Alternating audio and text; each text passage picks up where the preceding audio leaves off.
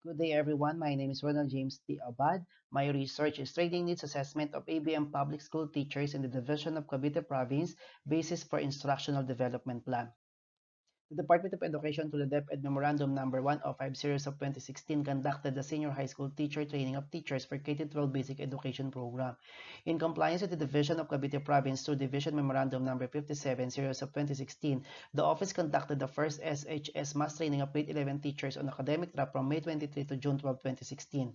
The following year, the DepEd released DepEd Memorandum Number 84 Series of 2017, which is the second batch of SHS training of teachers.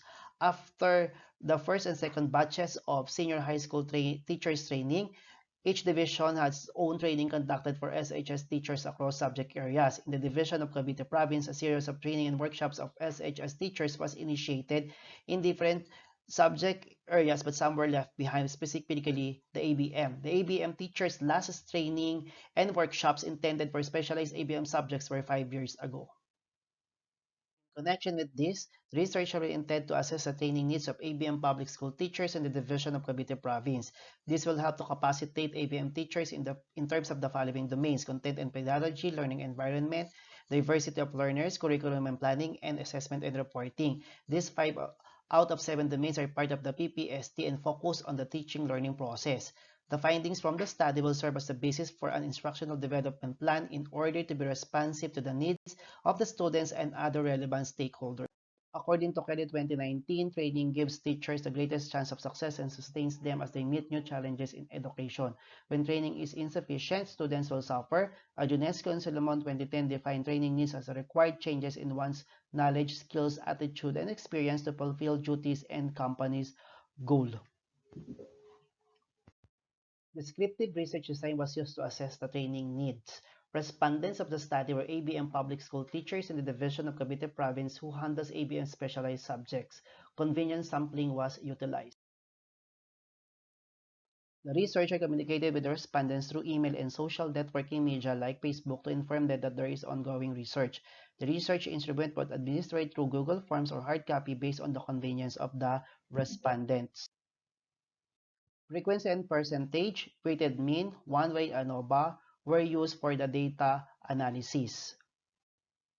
The finding shows that most of the ABM teachers are teaching for 5 to 6 years.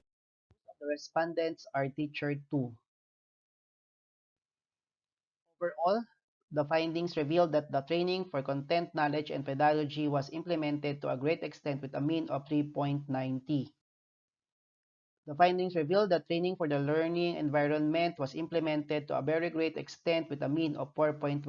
Overall, the findings revealed that the training for the diversity of learners was implemented to a great extent with a mean of 3.81.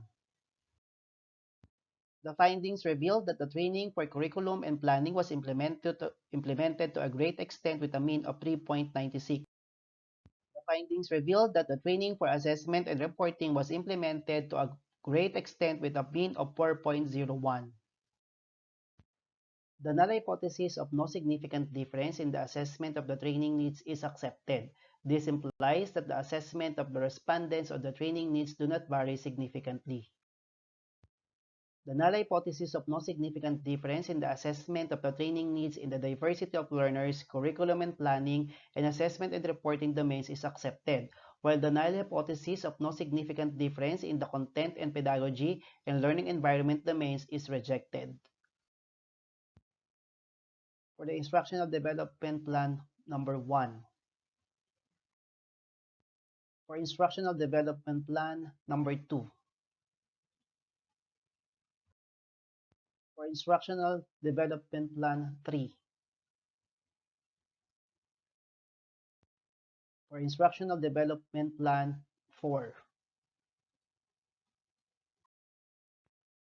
The findings of the study serve as the basis for instructional development plan to be responsive to the needs of the students and other relevant stakeholders. This will help design programs and activities to be conducted to improve the teaching learning process of ABM teachers in the division of Cavite Province. Based on the findings, the following conclusions were drawn. Majority of the respondents were teacher 2 and with teaching experience of 5 to 6 years. The training of ABM public school teachers was implemented to a great extent in terms of content and pedagogy, learners diversity, curriculum and planning, and assessment and reporting domains, while to a very great extent in terms of learning environment domain. Given the findings and conclusion, the following recommendations are made. The proposed instructional development plan be considered and tried. A follow-up study may be conducted in the future to assess progress in the implementation of the proposed instructional development plan. Says,